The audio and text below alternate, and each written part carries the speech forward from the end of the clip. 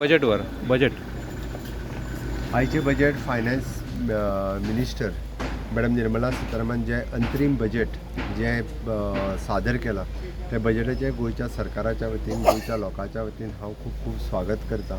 हे बजेट जे आसा हे विकसीत भारत 2047 हे स्वप्न साकार करपी बजेट आसा.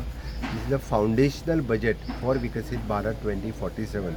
ह्या बजेटात खास करून माननीय प्रधानमंत्री नरेंद्र मोदीजी जे 4 पिलर ह्या देशाच्या ज्याच्या विषयी उलयता कायम, विच इज द महिला शक्ती, युवा शक्ती, किसान शक्ती आणि गरीब कल्याण. ह्या 4 पिलराचेर आधारित हे बजेट आसा.